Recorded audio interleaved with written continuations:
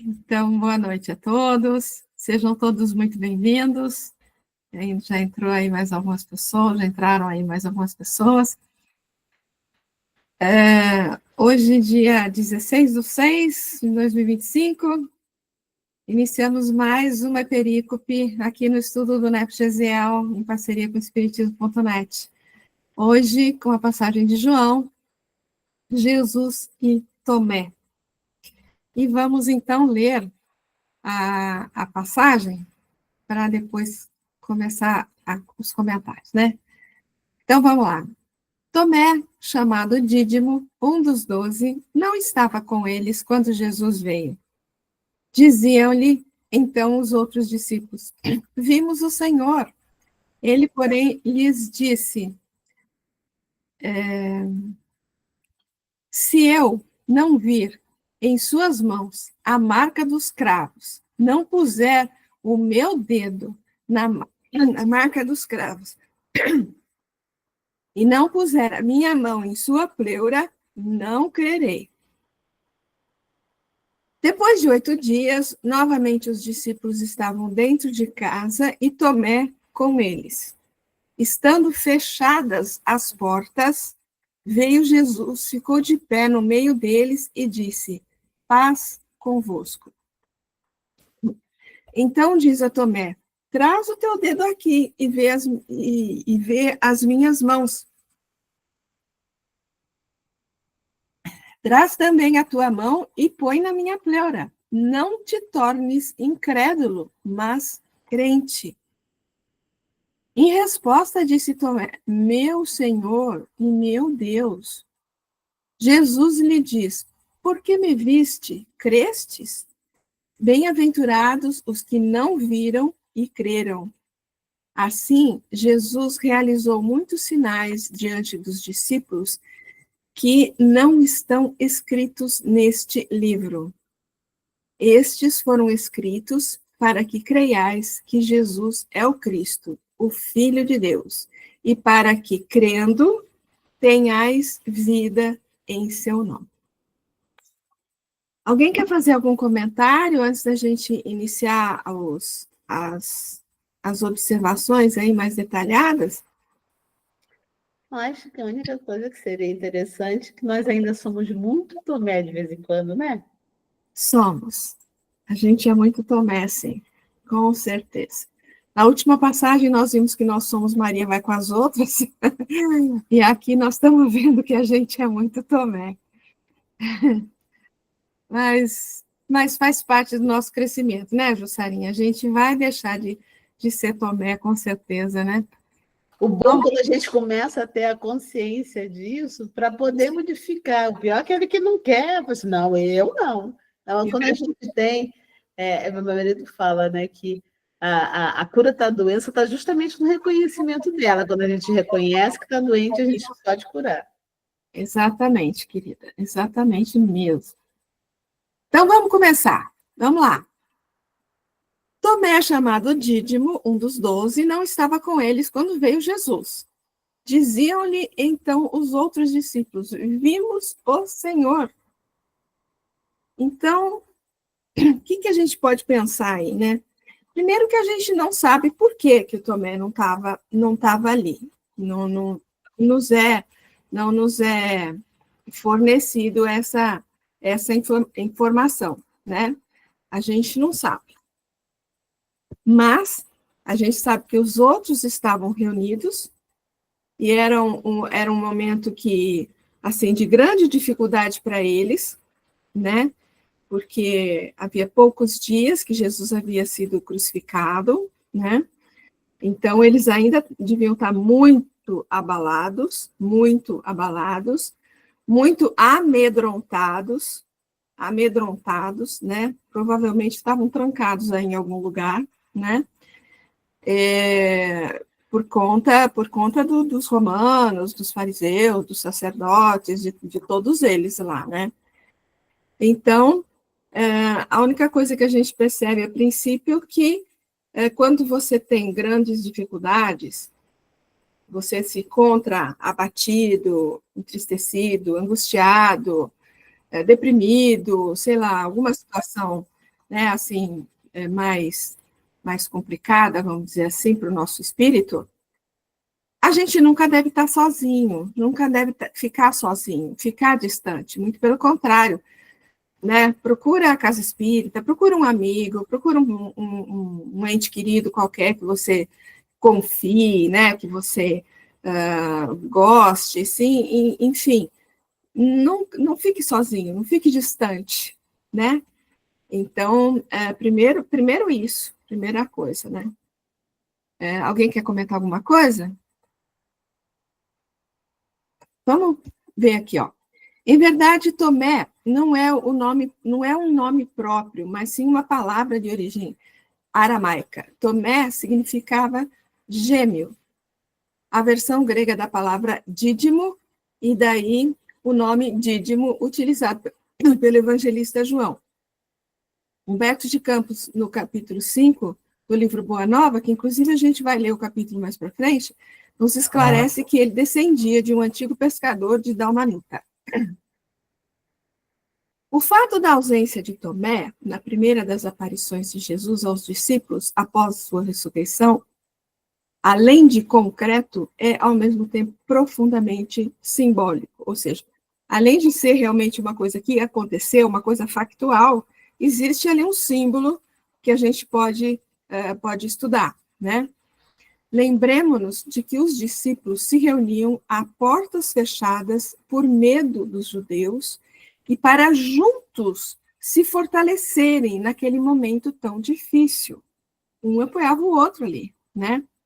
Então surgem alguns questionamentos, né? O que fazia o discípulo, um dos 12, em um momento assim tão crítico?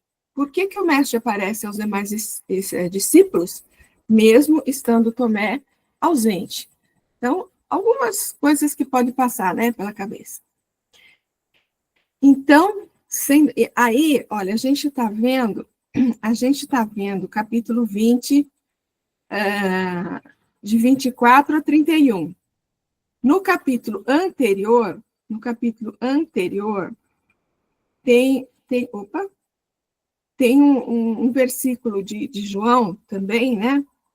Mas o 19, um pouquinho antes disso, que tá dito assim: então, sendo tarde naquele dia da semana, estando fechada a porta no lugar onde os discípulos estavam, por medo dos judeus, veio Jesus, pôs-se de pé no meio deles e lhe diz: paz conosco.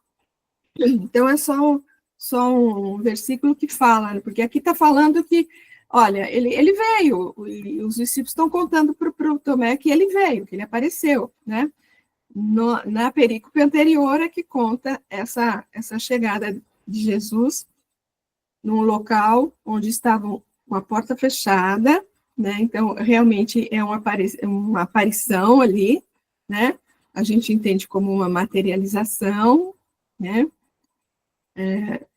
Porque ele não abriu a porta e entrou, né? Ele apareceu no meio deles, né? E tem um pedacinho que, na verdade, é outro capítulo do Boa Nova, mas que tem um pouco a ver com o que a gente está vendo, né? Penosa situação de dúvida. Sheila, você quer falar alguma coisa?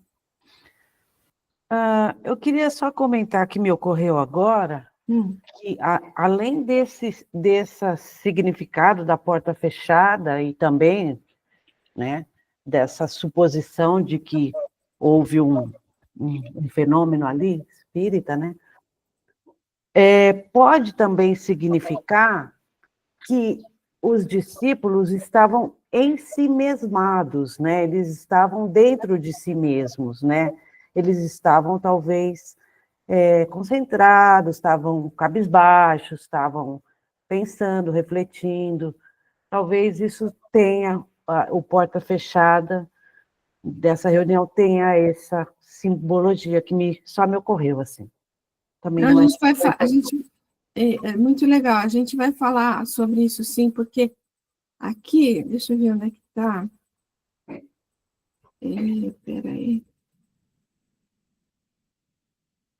Aqui no 26, ó, depois de 8 dias, novamente os discípulos estavam dentro de casa, Então, que é uma coisa interessante, né?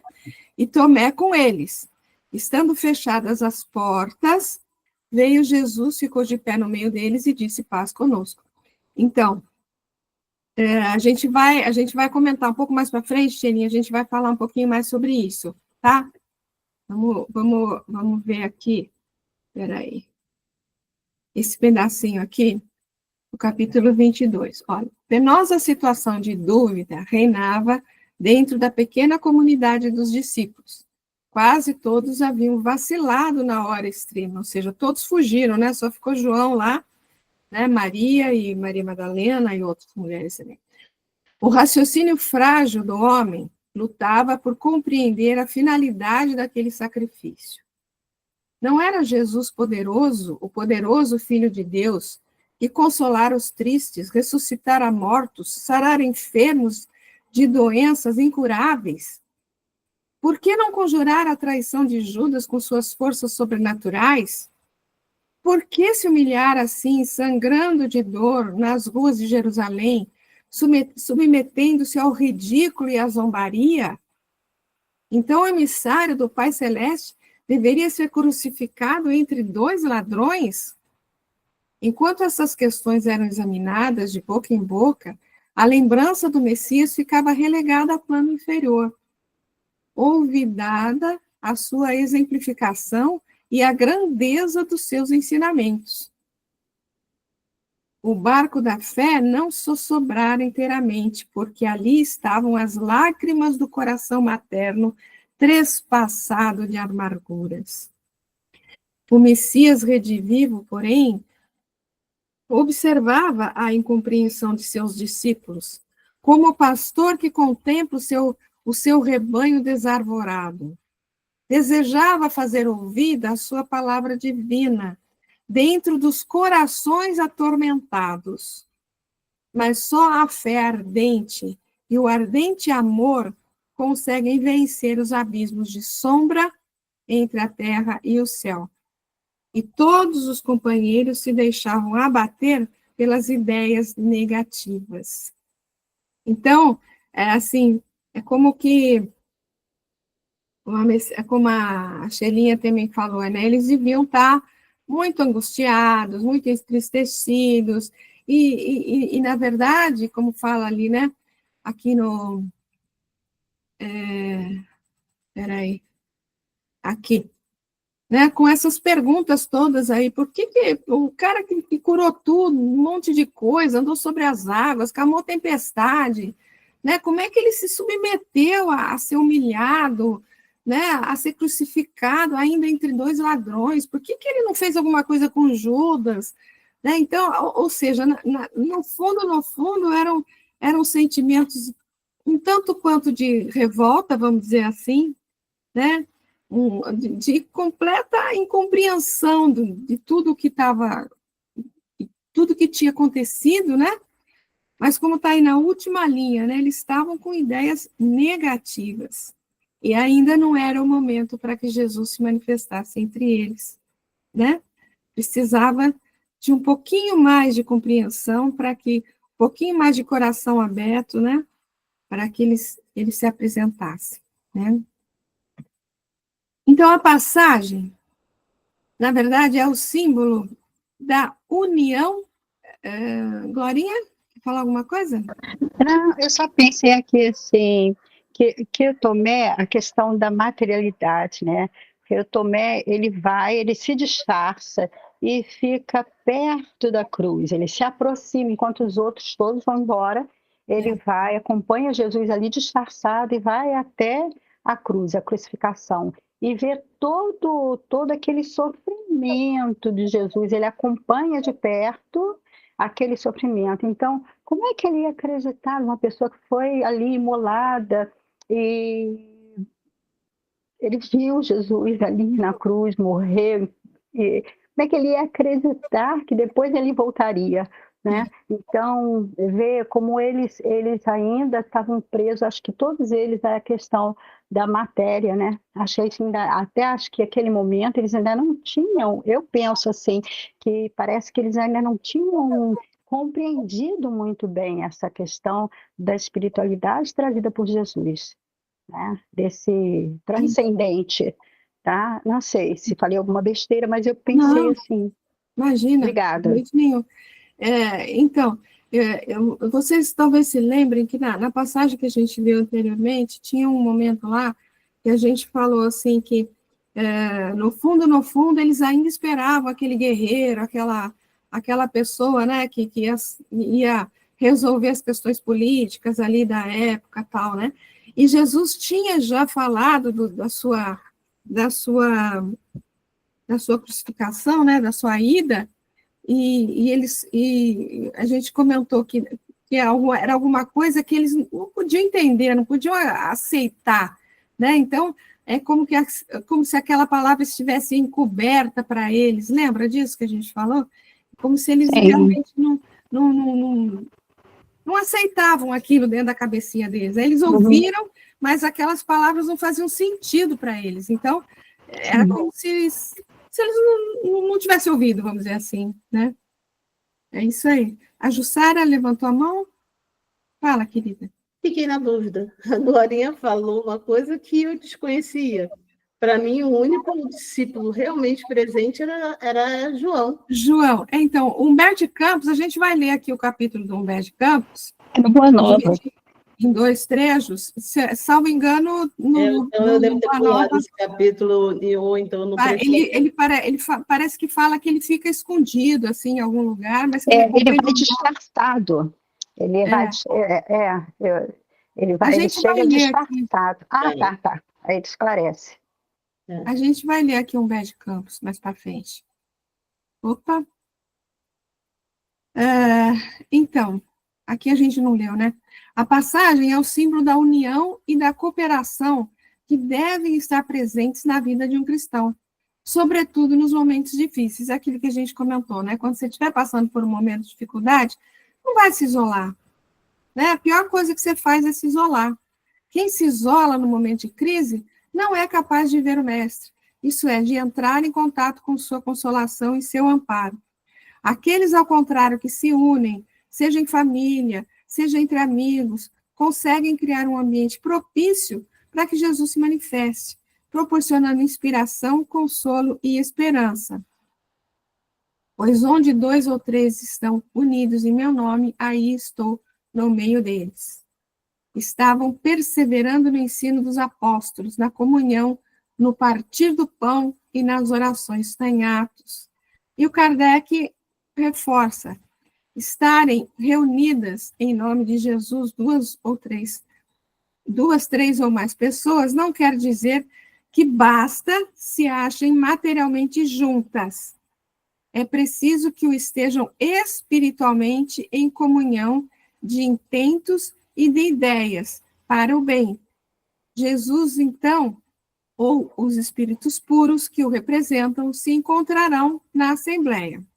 Agora, isso não quer dizer que devamos abdicar dos nossos momentos solitários de reflexão e prece, que são também de grande importância. Não quer dizer que ele nunca vai estar com a gente se a gente estiver sozinho, né? Lógico.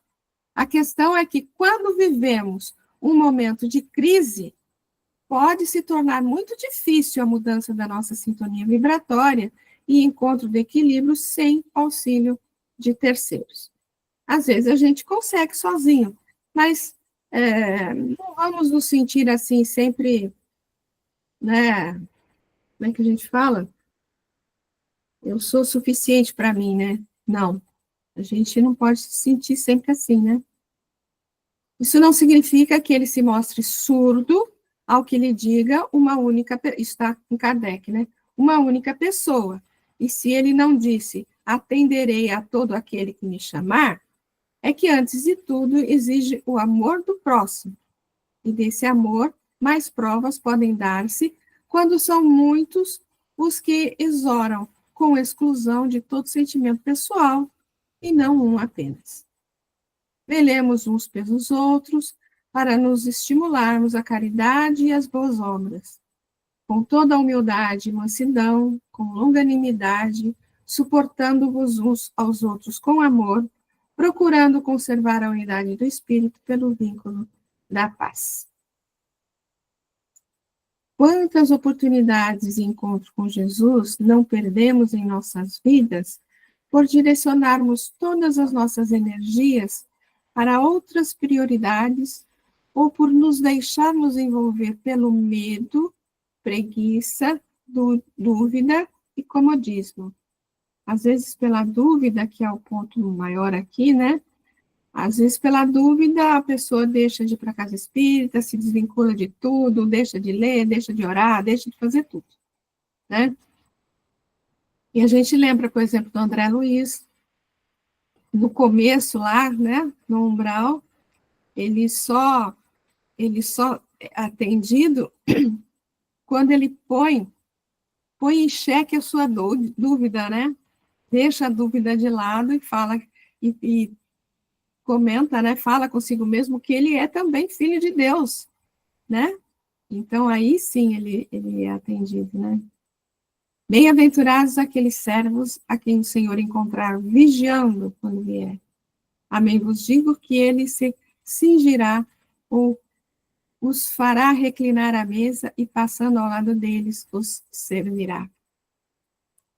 Também vos estejais preparados, porque na hora em que não pensais, vem o Filho do Homem. Ou seja, que estejamos sempre preparados, né? O mestre está sempre buscando os seus tutelados, mas só pode ser visto por aqueles que estão abertos à mudança. Não pode se impor àqueles que voluntariamente dele se afastam. Era o caso ali no de Tomé. Com Jesus, valoriza-se sempre o bem coletivo e não o de um indivíduo apenas. Cada um responde por suas escolhas. Todo aquele, no entanto, que quiser retornar à grande família de seus discípulos, será sempre bem-vindo. Essa é uma frase que o Arthur gosta muito de citar, esse versículo aqui. Eis que estou à porta e bato. Se alguém ouvir a minha voz e abrir a porta, entrarei em sua casa. E com ele cearei e ele comigo.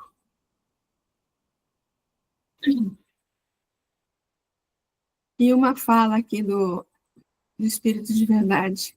De todos os que hajam dito a seus irmãos, trabalhemos juntos e unamos os nossos esforços, a fim de que o Senhor, ao chegar, encontre acabada a obra. Porquanto o Senhor lhes dirá, vinde a mim, vós que sois bons servidores, vós que soubestes impor silêncio aos vossos ciúmes e às vossas discórdias, a fim de que daí não vieste dano para a obra. Alguém quer fazer algum comentário?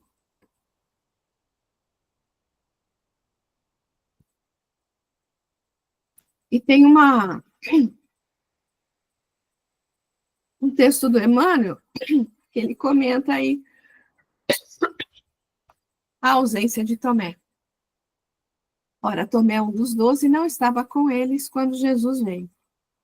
Tomé, descontente, reclamando provas por não haver testemunhado a primeira visita de Jesus depois da morte, criou um símbolo para todos os aprendizes despreocupados das suas obrigações. Ocorreu ao discípulo ausente o que acontece a qualquer trabalhador distante do dever que lhe cabe. A edificação espiritual, com as suas bênçãos de luz, é igualmente um curso educativo. O aluno matriculado na escola, sem assiduidade às lições, apenas abusa do estabelecimento de ensino que o acolheu, porquanto a simples ficha de entrada não soluciona o problema do aproveitamento. Sem o domínio do alfabeto, não alcançará a silabação. Sem a posse das palavras, jamais chegará à ciência da frase. Prevalece idêntico processo no aprimoramento do espírito. Longe dos pequeninos deveres, para com os irmãos mais próximos, como habituar-se o homem para a recepção da graça divina? Se evita o contato com as obrigações humildes de cada dia, como dilatar os sentimentos para ajustar-se às glórias eternas? Tomé não estava com os amigos quando o mestre veio. Em seguida, formulou reclamações, criando o tipo do aprendiz suspeitoso e exigente. Nos trabalhos espirituais de aperfeiçoamento, a questão é análoga. Matricula-se o companheiro na escola de vida superior.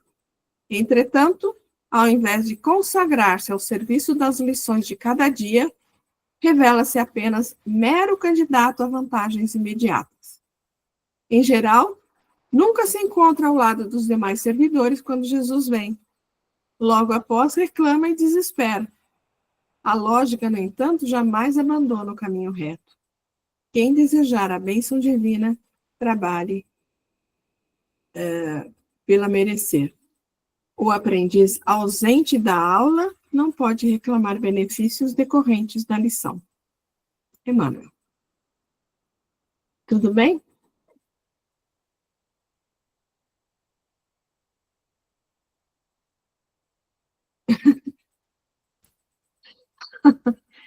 Alguma coisa está aborrecendo uma certa pessoa. Quem?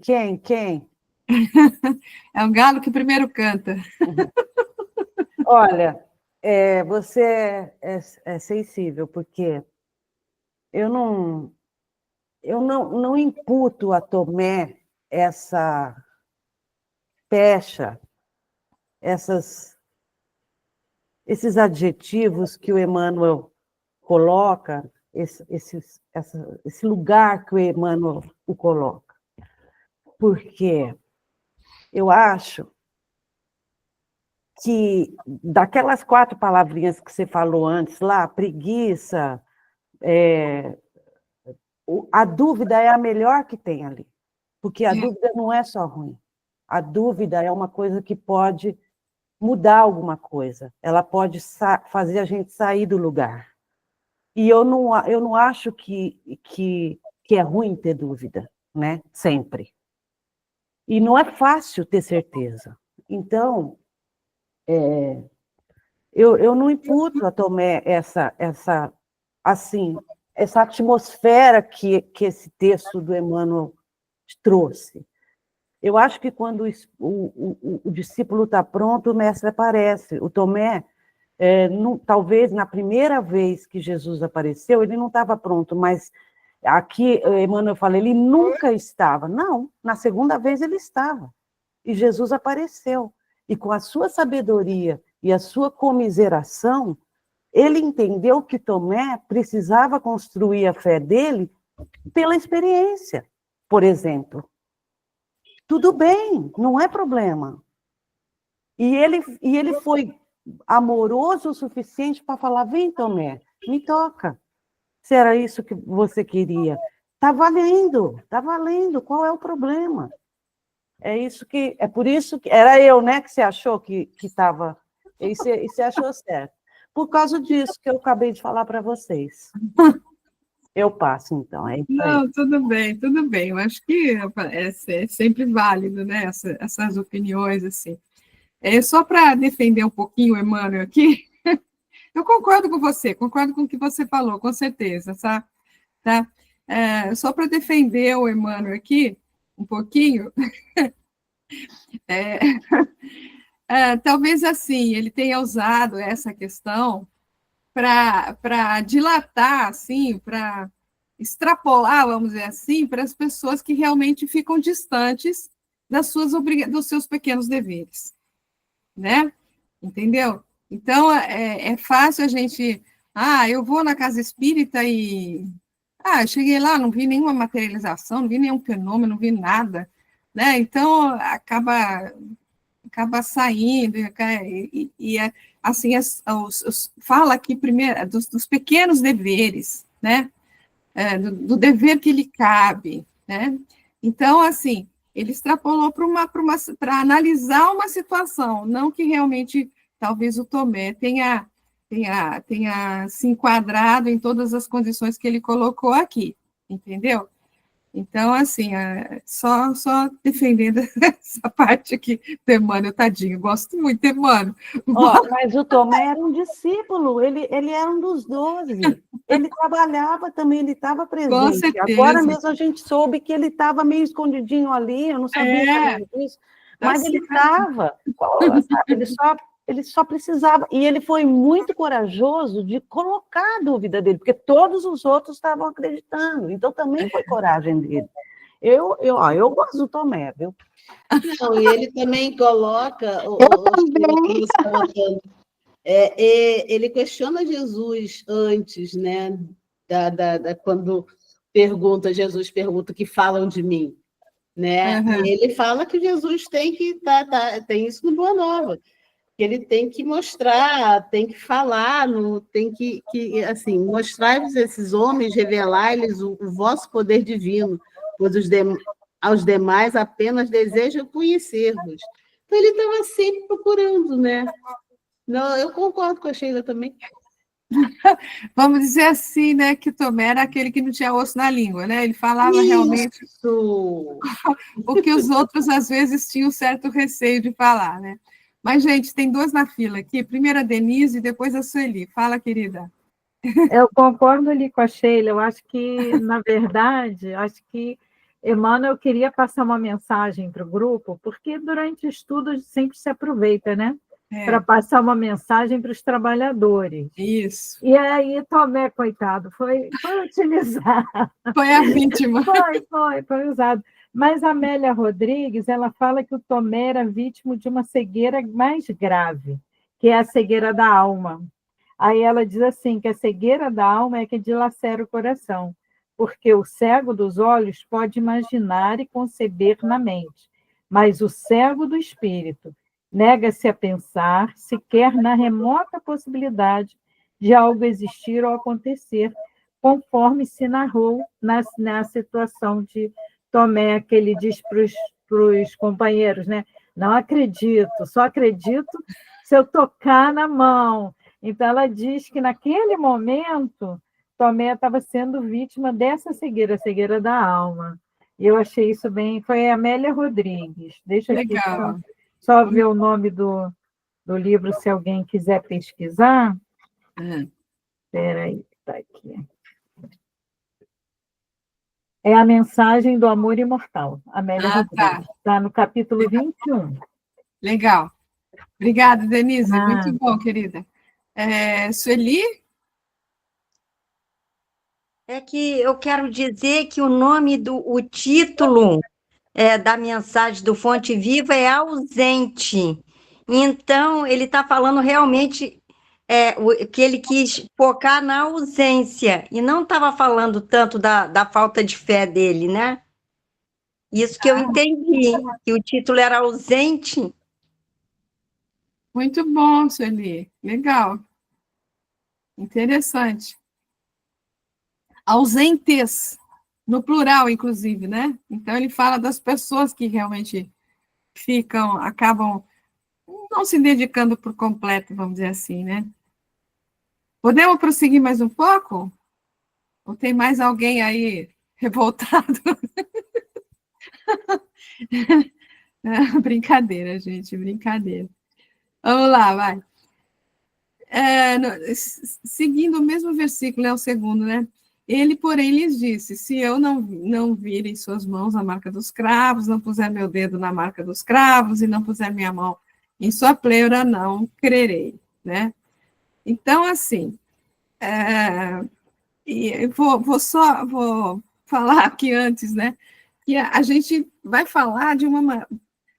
talvez, assim, não especificamente, então, de Tomé, vamos pensar assim, já pelos comentários que vocês fizeram, né? Mas pela questão da dúvida, né? Vamos falar da dúvida em si, né? Então, a exigência de sinais para comprovação denota ainda uma incompreensão muito grande da missão de Jesus e das verdades espirituais de uma maneira geral, que só o tempo, a experiência e a maturidade podem trazer. Jesus, por várias vezes, foi conclamado pelo povo a oferecer sinais fantásticos de sua missão, quando o amor que distribuiu em todos os momentos foi o maior sinal de sua grandeza, né? Permitir alguém que está entrando aqui. Então, isso diz para nós, né? Diz para nós isso daqui. Alguém levantou a mão? Dídima, pode falar, filha. Eu estava aqui pensando no Tomé, né? E essa palavra que você escreveu agora, né? Essa exigência de sinais, né? Essa preocupação com comprovação, denota uma incompreensão muito grande da missão de Jesus e das verdades espirituais de uma maneira geral. Sabe que é aquela atitude de criança que fala as coisas sem pensar? E o Tomé tinha, assim, tanta confiança no Cristo, que ele se abriu de tal maneira tão espontânea. Não estou defendendo o Tomé, não, e nem querendo justificar as palavras de Emanuel, Tacheilinha, Jussara, né? Mas o que a gente vê, né, é uma atitude dele muito espontânea do Tomé, né? Tipo assim, foi tão espontânea, sabe aquelas atitudes que você faz às vezes sem pensar, né? E ele foi apresentando, inclusive, justificativo, se não vê isso, se não vê aquilo, se não vê aquilo outro, quer dizer, como quem diz, né? Eu vi você passar por todas essas coisas, né? E agora você me aparece dessa maneira, dessa resplandecência de luz toda, entendeu? Então, eu acho que a atitude de Tomé foi uma atitude, assim, muito infantil, né? De criança espiritualmente mesmo, né? E agora, essa fala que está dizendo, né? Uma incompreensão, tanto da missão de Jesus, quanto das verdades espirituais, né? Então, quer dizer, ele precisava amadurecer ainda a questão espiritual para que ele, de repente, pudesse realmente crer sem nenhuma coisa, né? E era tão comum pedir a Jesus que comprovasse as suas verdades, né? Todo mundo pedia a ele a isso, todo mundo pedia a Jesus, né? Em tudo que Jesus fazia, eles pediam uma comprovação ou uma justificativa. Então, é só para me mostrar essa atitude infantil de Tomé. E quanto lá no início, né, a gente falou quanto de Tomé a gente tem, e é exatamente nessas atitudes espontâneas que a gente fala sem pensar. De repente, a gente conhece um determinado conteúdo, mas, de repente, uma situação, uma circunstância, faz com que a gente, de repente, faça determinadas exigências ou faça determinadas afirmativas que mostram para a gente exatamente uma compreensão mais ampla da situação, né? E mostra, então, essa nossa infantilidade espiritual. Era isso aí. Legal, Didiminha. E, inclusive, a gente viu aquela passagem, né, de Jesus em Nazaré, que também pediam sinais para ele, né?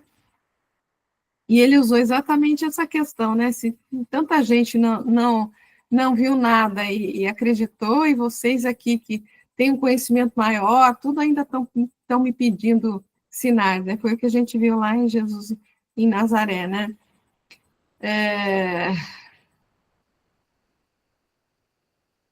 Então, por falar em sinais aqui, né? Porque muita gente pediu, como você acabou de falar aí, né? Muitos pediram sinais fantásticos, né, para ele provar, né?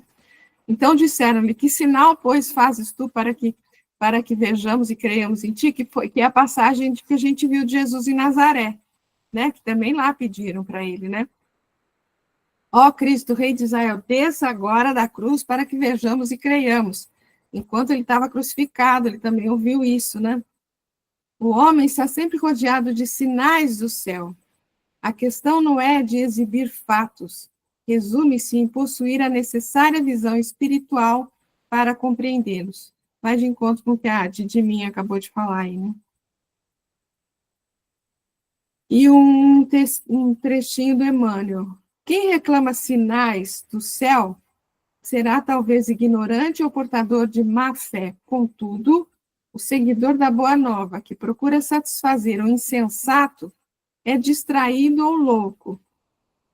Se te requisitam demonstrações exóticas, replica resoluto que não foste designado para a produção de maravilhas, e esclarece a teu irmão que permaneces determinado a aprender com o mestre a ciência da vida abundante, a fim de ofereceres à terra o teu sinal de amor e luz, inquebrantável na fé, para não sucumbir às tentações. Adorei esse texto do Emmanuel, viu? Agora aí. É só para você não achar que eu não gosto Então, do tá Emmanuel, bom. não é isso? Fez as pazes com ele, Gelinha. Fez as pazes com o Emmanuel, que bom, fico feliz. E agora vem o texto do Humberto de Campos, gente.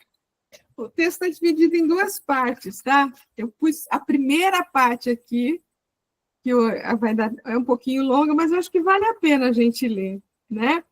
E depois a segunda parte está um pouco mais no final aí do estudo, tá? Então, vamos ler aqui, ó. Conta a narrativa de Marcos que, voltando Jesus de uma de suas excursões, se encaminhou para o território de Dalmanuta, onde vários fariseus se puseram a discutir com ele, para experimentá-lo. Entremostrando a dor que lhe causava a incompreensão ambiente, o mestre exclamou com sua energia serena: por que pede essa geração um sinal do céu? Era frequente buscarem o Messias com a preocupação exclusiva do maravilhoso. Alguns exigiam os milagres mais extravagantes no ar, no firmamento, nas águas. Jesus não afirmava ser o Filho de Deus? No exercício de seu ministério, não expulsar espíritos malignos, não curar paralíticos e leprosos? Os fariseus, principalmente, eram os que desejavam crer nos ensinamentos novos, mas, dentro das normas do velho egoísmo humano, reclamavam prévias compensações do sobrenatural ao apoio do dia seguinte. De todos os discípulos, era Tomé o que mais se preocupava com a dilatação que lhe parecia necessária da zona de influenciação do Senhor, junto dos homens considerados os mais importantes e os mais ricos. Não raro, insistia com Jesus para que atendesse às exigências dos fariseus bem aquinhoados de autoridade e de riqueza. Naquele dia, de breve repouso em Dalmanuta, o mestre descansava na choupana de um velho pescador por nome Zacarias, quando o discípulo surgiu inesperadamente, reclamando-lhe atenção nesses termos: Senhor, numerosos homens de importância estão na localidade e desejam o sinal de vossa missão divina. Reparando que Jesus guardara silêncio, Tomé continuou a falar, desejoso de acender entusiasmo em torno de seu alvitre.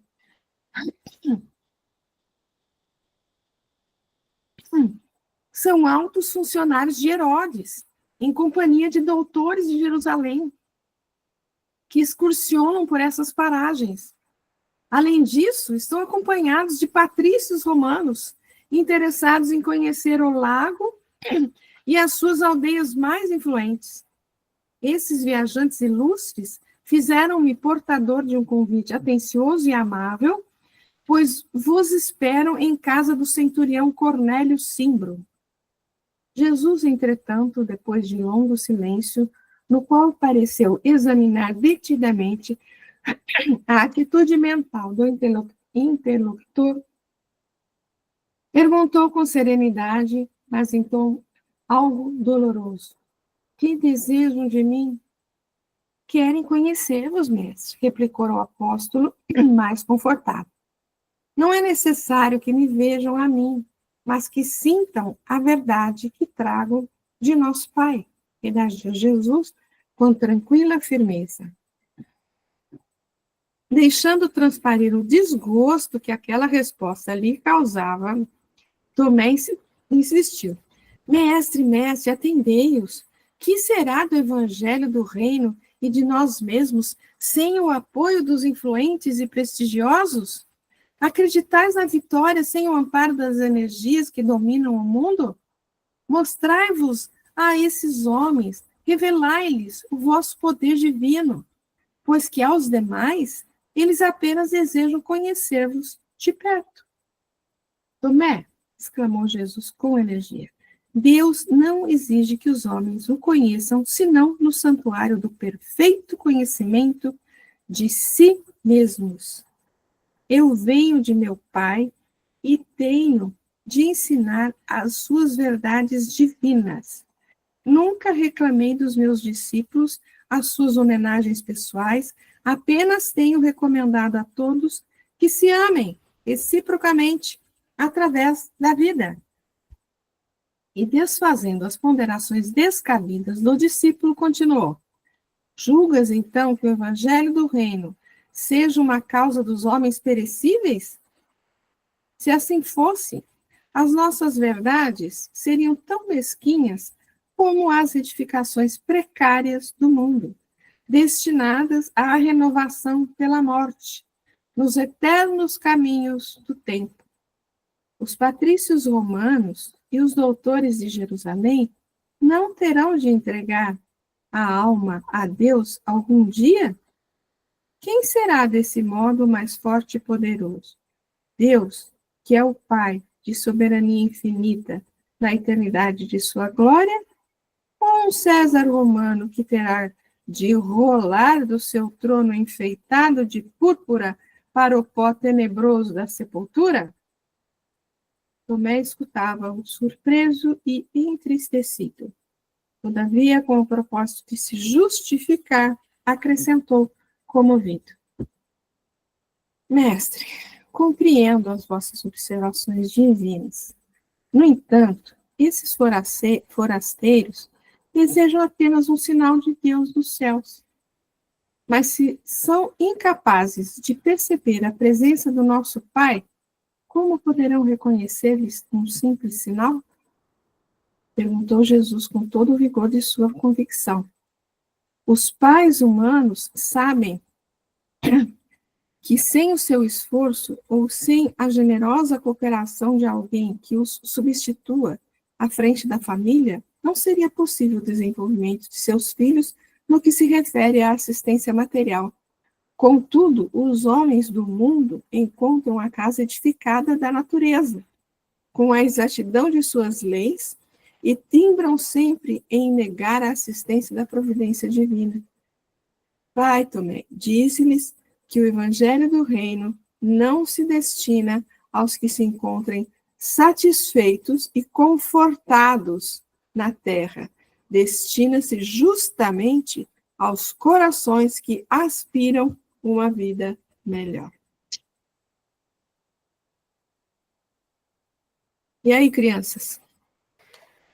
Gozado que nesse momento ele me faz lembrar um pouco Judas com a ilusão.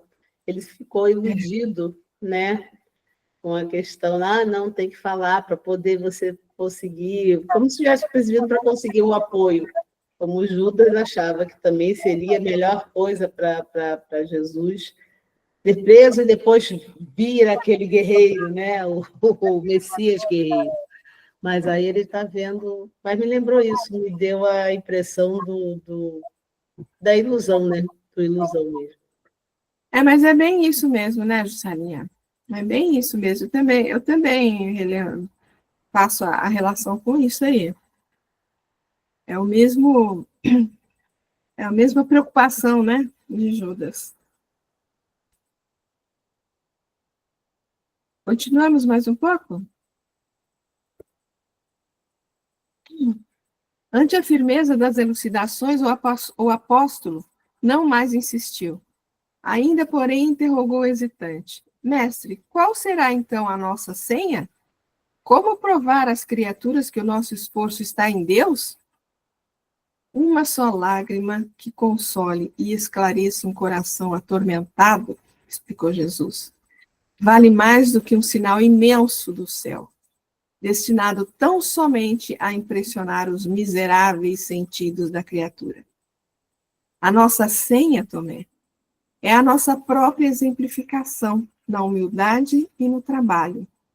Quando quiseres esclarecer o espírito de alguém, nunca lhe mostres que sabes alguma coisa. Sofre, porém, com as suas dores e colherás resultado. A redenção consiste em amar intensamente. Se te interessas por um amigo, suporta os teus infortúnios e imperfeições.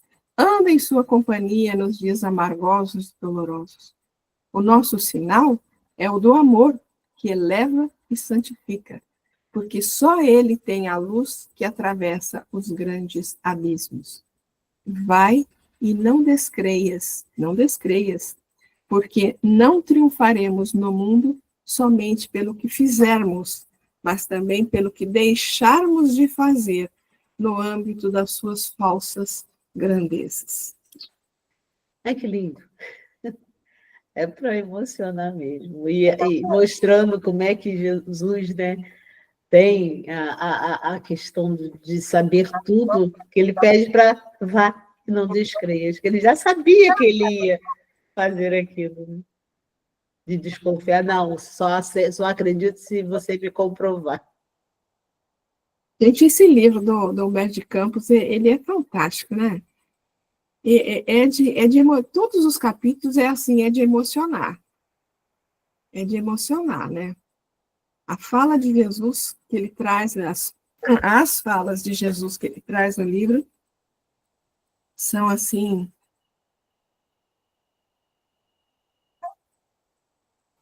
fantásticas. Eu não sei quem levantou a mão, que não dá para ver, pode falar. Cheirinha. Eu acho que se Jesus tivesse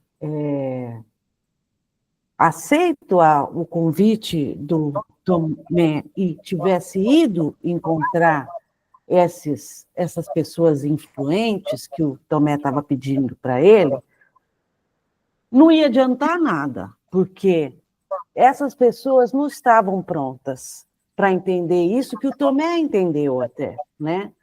Ele não estava mais pedindo, mestre, me convence, ele já estava querendo, ele acreditava e estava falando, mostra para os outros o que eu estou sabendo já. Se eles chegarem, eles só querem conhecer o Senhor, né? Só querem conhecer-vos. Mas, pela explicação que Jesus deu, seria inútil até só ele ir lá, porque tinha gente que, eu imagino, né, que Jesus tinha uma vibe assim tão elevada que só de chegar perto a pessoa talvez se emocionasse, talvez sentisse alguma coisa, né? Mas esses, talvez, que estavam cheios das falsas grandezas, né, do mundo, talvez não estivessem prontos para perceber isso também, né? E Jesus sabia disso. Jesus sabia disso. Aí estava explicando para o Tomé, né, o que era o importante para ele, que é esse amor ao próximo. Muito bonito mesmo esse texto. Muito bom, criançada. Muito bom. Quem quer, pode falar. Sou eu, Denise. Eu fiquei também pensando o quanto Jesus mostra para a gente, né, a diferença entre o material e o espiritual, no sentido do que é que tem valor, né? Porque a gente, muitas das vezes, se deixa levar pelo mundo, pelas coisas do mundo, pelo que é material. E aí Jesus já estava mostrando isso para Tomé, né? Para que ele prestasse atenção, que ele tivesse um pouco mais de atenção para não se deixar levar pelo que é do mundo, que foi o que aconteceu com Judas, né? Essa ilusão, né, do que é do mundo e o que é realmente do espírito. Eu acho que esse momento chama muita atenção e é como se estivesse já prevendo o que aconteceria com a igreja no futuro, o que aconteceria com algumas religiões ditas cristãs, o cuidado que os cristãos devem ter, né, para não se deixar levar pelas coisas do mundo, mas sim se preocupar com o que é do espírito. Muito legal, muito legal mesmo. E assim, vamos dizer assim, essa situação de... Porque os discípulos estavam todos ainda em aprendizado, né? Ainda em aprendizado. Então, como foi falado até no começo ali, às vezes o Tomé falava algumas coisas que os outros também gostariam de ter dito e não tiveram a coragem de falar a mesma coisa, né? Então, assim, o pouquinho, vamos dizer assim, de ausência da compreensão do aspecto da missão aí do Cristo, né? Que talvez se ele tivesse uma compreensão de que ele com certeza adquiriu tempos depois, não é? Talvez ele até nem pedisse isso, porque ele já entenderia isso que Jesus está dizendo. Então, assim, essa condição de Tomé talvez fosse não só de Judas, como a gente comentou, mas também dos outros, porque todos eles estavam em aprendizado, né? Todos eles estavam em aprendizado e todos eles talvez em algum momento tiveram suas dúvidas, tiveram sua maneira de entender assim um pouco equivocada, né? Então, talvez a gente tenha que entender que a condição que é tratada aqui de Tomé não era só dele, não, mas talvez fosse de todos os discípulos, né? É que sobrou para ele essa função aí, de trazer para a gente esse momento de reflexão aí, né? Mas é isso. Olha, da mesma... Peraí, quem foi? Só falar que a Amandinha, né? Não sei se você conhece ela aqui do centro, nossa. Conheço. Então, ela faz palestras quase que só desse livro, né? E aí ela fala que os apóstolos, porque ele vai falando de vários apóstolos, né? Não sei se ele fala dos 12, mas ele fala de vários. E ela fala que eles são nós também. Eles retratam sentimentos e subjetividades que nós temos também, né? Sim. Todos eles. Então, não é só que talvez não fosse só uma dúvida do Tomé, mas e de outros dos discípulos, mas é nossa dúvida também, muitas vezes. Sim. Eu costumo brincar com a Amandinha, quando ela fala dos discípulos e conta assim, um pouco das fragilidades deles, eu chamo ele de dispóstulos. Dispostos. Eles estavam dispostos a aprender, pelo menos. Mas é isso. Obrigada. Gostei dessa, Gilinha. Apóstolos. Mas são mesmo, eles são, como Jesus falou, né? Ele veio para quem? Os doentes. Ele selecionou, você vê as características de cada um, né? Você tem os filhos do trovão, que são brigões, você tem um que lutava para poder acabar com a tirania de Roma, que era um zelote. Então você tem várias pessoas, você tem todas as diferenças, você tem um cobrador de impostos que era discriminado. Então, ele conseguiu lidar com todos eles, e a gente tem tudo nosso ali no meio. Os 12, se você olhar, a gente tem todos os 12 com a gente. A gente sempre vai ter aquele momento, como eu falei agora, né? Eu lendo isso, relendo, que eu já tinha esquecido desse texto dele, me lembrou muito, Judas, a questão da ilusão. E nós vivemos essa ilusão também, né? Em vários momentos. Exatamente, filha. Exatamente, filha. Seguindo mais um pouco aqui, tem uma fala de Kardec. Há duas coisas no Espiritismo, a parte experimental das manifestações e a doutrina filosófica. Ora, eu sou todos os dias visitado por pessoas que ainda nada viram e creem tão firmemente como eu, pelo só estudo que fizeram da parte filosófica. Para elas, o fenômeno da manifestação é acessório. O fundo é a doutrina, a ciência, Eles a veem tão grande quão racional, que nela encontram tudo quanto pode satisfazer às suas aspirações interiores, a parte do fato das manifestações, do que concluem que, supondo não existissem as manifestações, a doutrina não deixaria de ser sempre a que melhor resolve uma multidão de problemas reputados insolúveis. Fantástica essa fala do Kardec, né?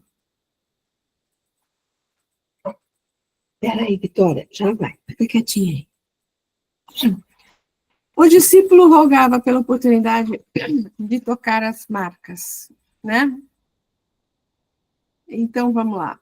As mãos que haviam restituído, isso é uma fala de Emmanuel, que haviam restituído a visão aos cegos, levantado paralíticos, curado enfermos e abençoado velhinhos e crianças, traziam as marcas do sacrifício, traspassadas pelos cravos da cruz, lembravam-lhe a suprema renúncia. As mãos do divino trabalhador não recolheram do mundo apenas calos do esforço intensivo da charrua do bem. Receberam feridas sanguinolentas e dolorosas.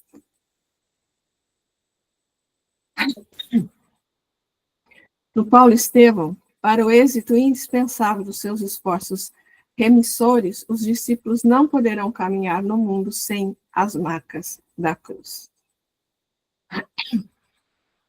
E em Gálatas, que nós ainda vamos ver, ó, doravante ninguém mais me moleste, pois trago em meu corpo as marcas de Jesus.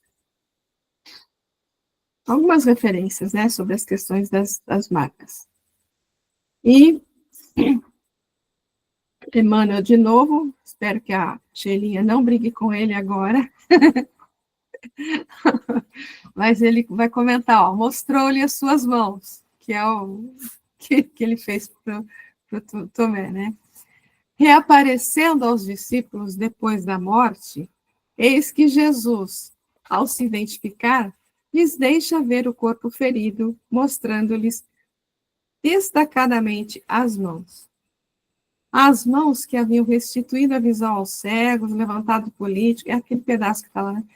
Político, paralíticos, curado enfermos e abençoado velhinhos e crianças, traziam as marcas do sacrifício.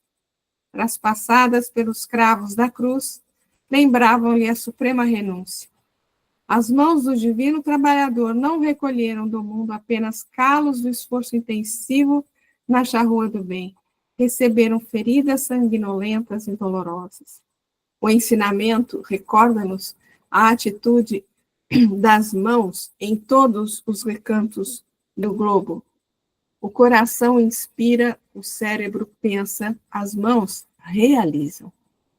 Em toda parte agita-se a vida humana pelas mãos que comandam e obedecem.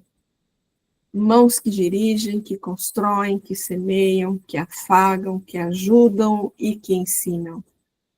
As mãos que matam, que ferem, que apedrejam, que batem, que incendeiam, que amaldiçoam, todos possuímos nas mãos antenas vivas por onde se nos exterioriza a vida espiritual. Reflete, pois, sobre o que fazes cada dia. Não ouvides que, além da morte, nossas mãos exibem os sinais da nossa passagem pela terra. As do Cristo, o eterno benfeitor, revelavam as chagas obtidas na divina lavoura do amor.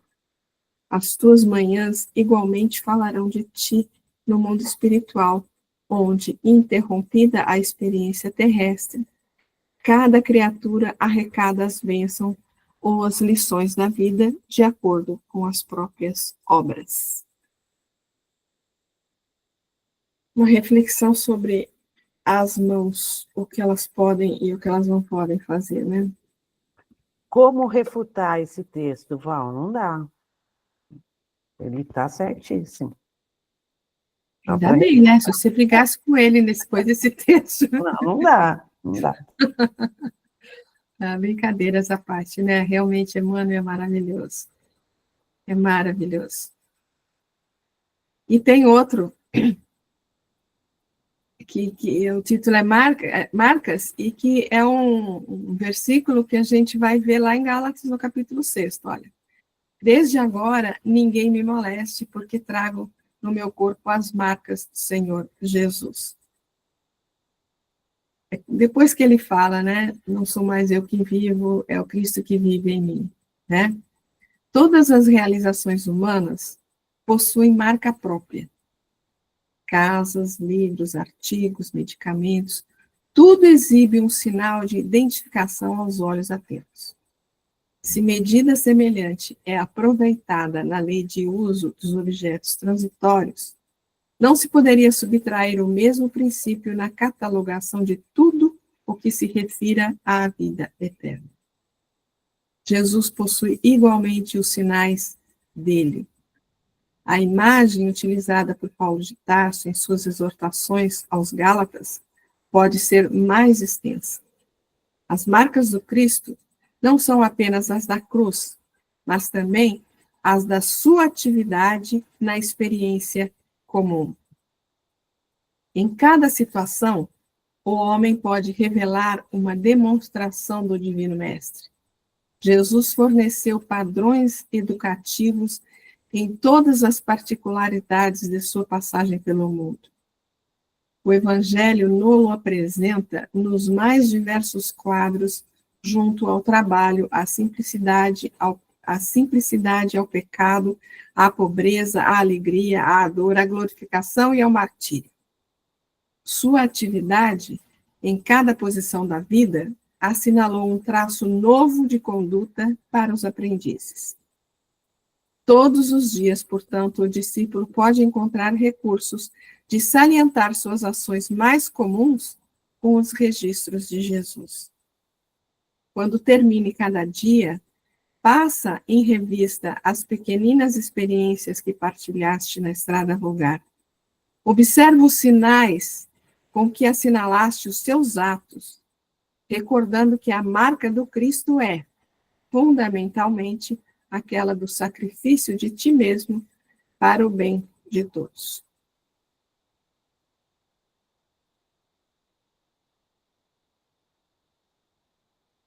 Silêncio absoluto. Fala, Jussarinha. A gente fala de Tomé, mas uma outra pessoa que não reconheceu foi Maria, né?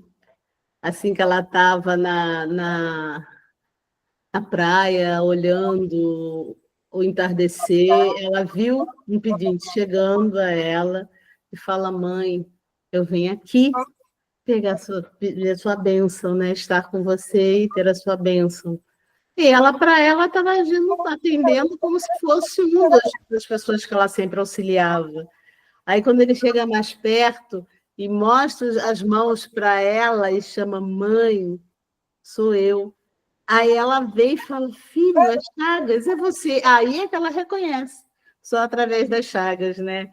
Então, a gente tem vários momentos. E olha que Maria, uma outra situação totalmente diferente dos discípulos, né? Maria é um espírito muito evoluído, que foi escolhida a dedo para poder ser a mãe de Jesus, né? E também passou por essa parte, questão do sofrimento e tudo. Então, a gente, como a Genia falou, a gente olhar sempre todos os discípulos, gente, com amor e com bênção, porque estão aprendendo, estão vivendo. Nós estamos também aprendendo, né? Aos poucos, com o passar do tempo, entendendo esse nosso mestre amado, que é Jesus. Muito lindo, Jussarinha, muito bom. Podemos prosseguir mais um pouquinho? Tem mais uns 15 minutinhos aí, acho que dá para ver mais alguma coisa. Então, depois de 8 dias, novamente os discípulos estavam dentro de casa e Tomé com eles. Estando fechadas as portas, olha aí, veio Jesus, ficou em pé no meio deles e disse: paz convosco. Então, depois de praticamente todo mundo ter fugido, ter sumido, né? ele vem e fala, vocês sumiram, né? Me deixaram sozinho lá, né? Muito legal, né? Muito bom, né? Nada disso, né? Ele simplesmente vem e fala a mesma coisa que provavelmente ele tinha falado muitas vezes, né? Paz convosco. Somente após 8 dias, isto é, após um ciclo de experiências, 7 dias mais o início de um novo ciclo, Jesus reaparece aos discípulos. O acontecimento nos convida a refletir sobre o valor da oportunidade e do tempo. Devemos sempre buscar aproveitar a oportunidade da lição que surja em nosso caminho, no agora, porque não sabemos quando virá o depois. O tempo endereça às criaturas o seguinte aviso em cada alvorecer: certamente Deus te concederá outros dias e outras oportunidades de trabalho, mas faze agora todo o bem que puderes, porque dia igual ao de hoje só terás uma vez. Só terás uma vez. Espera um pouquinho. Ai, não para de me chamar. Ai, meu Deus do céu. Fica aqui agora vai escutar. Vamos seguir, então. Quando a maturidade aparece e a alma já possui relativo grau de educação, o homem reajusta, apressado, a conceituação do dia. A semana é reduzida para o que lhe cabe fazer. Compreende que os mesmos serviços, na posição em que se encontra, se repetem a determinados meses do ano, perfeitamente recapitulados, qual ocorre às estações de frio e calor, floração e frutescência para a natureza. Eis agora o tempo favorável por excelência. Eis agora o dia da salvação. A gente... É aquela história, não deixe para amanhã o que você pode fazer hoje. Né? Se hoje você está tendo uma determinada oportunidade de fazer alguma coisa, de um estudo, de um auxílio, sei lá, seja o que for, né? Não perca essa oportunidade. Eu não perca essa oportunidade porque primeiro, a gente não sabe quando vai chegar o depois, e a gente não sabe nem se ele vai vir, né? A gente não sabe nem se a gente está aqui amanhã, ou daqui 5 minutos. Então, aproveitemos todas as oportunidades que nos são oferecidas. Interessante notar que os discípulos só puderam notar a presença de Jesus, aí vem o que a Xelinha estava comentando, né? Quando se colocaram dentro de casa com as portas fechadas. O fato é altamente simbólico. Nos momentos de crise, devemos nos esforçar por penetrar em nossa casa interior, fechando as portas a todas as influências exteriores e buscar ali o contato com o mestre, a orientação, o equilíbrio e a paz. Aquela história, tu, porém, quando orares, entra no teu quarto interno e, tendo fechado a porta, ora teu pai em segredo, e teu pai, que vê no segredo, te recompensará. Ou seja, esse dentro da casa, né, de portas fechadas, é aquela coisa do voltar para si mesmo, né, buscar ali dentro da tua casa interior, ali a tua conexão com o mais alto, em todos os momentos da sua vida, mas essencialmente nos momentos de crise, é assim que a gente tem que fazer, né? Ficar dentro de casa, da nossa casa mental, fechar as portas para todas as influências exteriores, né? E buscar dentro de você, junto com o mestre, qual a solução para a tua questão. Alguém quer falar alguma coisa, gente? Você quer falar alguma coisa, Vitória? Quem é? Pode falar. É que às vezes eu não consigo saber aqui, gente. Pode falar. Sou eu, Val, Sheila. Antes, um pouco nesse texto, eu gostei muito de uma frase que ele falou, que o homem maduro, ele ele reajusta a sua conceituação do dia, né? Então, tem aquela frase, né? A cada dia o seu afã, a cada dia a sua dificuldade, né? Mas essa relativização da conceituação do dia é legal, porque o dia pode ser uma época, pode ser um momento na sua vida. O dia pode ser a sua encarnação inteira. O dia pode ser aquela situação, por exemplo, de luto ou de uma dificuldade que muitos outros também passam e tal, você nunca passou. Então, reajustar essa conceituação de dia é uma coisa interessante, né? É uma coisa muito sábia, assim, madura mesmo, né? Que a gente pode aprender com isso. Era isso. Eu gostei, né, dessa frase aí. Muito bom, Sheilin, excelente, né? Porque o dia pode representar um ciclo qualquer, né? Um momento qualquer, uma situação qualquer, né? Muito bem lembrado, obrigada.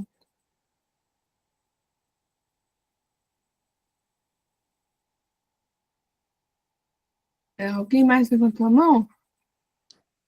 Eu, Val. Pode falar. No caso, Sheilinha, seria a mesma coisa que a cada dia o seu... Ele fala a cada dia o seu mal, né? Mas cada dia o seu desafio. Seria isso? Sim, mas a conceituação de dia, ela é um pouco alargada, um pouco mais ampla. Pode ser o dia mesmo, aquelas 24 horas depois de ontem. E é muito legal a gente ter essa visão, né? A cada dia a sua dificuldade. Não vamos ficar antecipando dificuldades que estão lá no outro dia, que nem veio ainda, ou trazendo aquelas que já passaram, a cada dia o seu afã, a cada dia a sua dificuldade. Então, vamos viver esse dia com toda a força que a gente pode ter, né? Mas esse dia, esse conceito de dia pode ser ampliado, pode ser um período da nossa vida, pode ser se circunscrever num desafio, esse período, que a gente vai falar, ó, eu preciso encarar o afã desse dia ampliado. Dessa, né, situação, né? Dessa situação. E pode se estender tanto até para uma pessoa mais madura, mais sábia, principalmente quando ele está mais velho mesmo, para a própria encarnação inteira dele, né? Ele pode falar, olha, eu vim, agora eu fechei essa questão aí, o meu dia tá vivido. Agora eu também extrapolei. Mas é isso aí, eu gostei dele falar que o homem maduro pode reajustar a sua conceituação do dia, né? Então, eu achei bem legal. Era até, Val, se possível, dar uma relida no período, porque ficou assim só uma frase, né? O quê?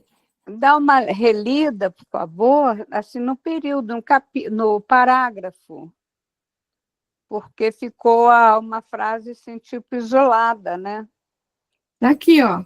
Quando a maturidade aparece e a alma já possui relativo grau de educação, o homem reajusta apressado a conceituação do dia. A semana é reduzida para o que lhe cabe fazer. Compreende que os mesmos serviços na posição em que se encontra se repetem a determinados meses do ano, perfeitamente recapitulados, qual ocorrem as estações de frio e calor, floração e frutescência para a natureza. A gente tem só uns minutinhos, eu gostaria só de ler mais esse texto aqui do Emmanuel, que é não Obrigada, Val. Nada. Que ele comenta uma fala de Tiago aqui, ó. O que duvida é semelhante à onda do mar, que é levada pelo vento e lançada de uma para outra parte. Em teus atos de fé e esperança, Não permitas que a dúvida se interponha como sombra entre a tua necessidade e o poder do Senhor. A força coadjuvante de teus pensamentos nas realizações que empreendes procede de ti mesmo, das entranhas de tua alma, porque somente aquele que confia consegue perseverar no levantamento dos degraus que o conduzirão à altura que deseja atingir. A dúvida no plano externo pode auxiliar a experimentação neste ou naquele setor do progresso material, mas a hesitação no mundo íntimo é o dissolvente de nossas melhores energias. Quem duvida de si próprio perturba o auxílio divino em si mesmo. Ninguém pode ajudar aquele que se desajuda. Compreendendo o impositivo de confiança que deve nortear-nos para a frente, insistamos no bem, procurando-o com todas as possibilidades ao nosso alcance. Abandonemos a pressa e olvidemos o desânimo. Não importa que a nossa conquista surja triunfante hoje ou amanhã. Vale trabalhar e fazer o melhor que pudermos aqui e agora, porque a vida se incumbe de trazer-nos aquilo que buscamos. Avançar sem vacilações, amando, aprendendo e servindo infatigavelmente, eis a fórmula de caminhar com êxito ao encontro de nossa vitória. E nessa peregrinação incansável, não nos esqueçamos de que a dúvida será sempre o frio do derrotismo a inclinar-nos para a negação e para a morte.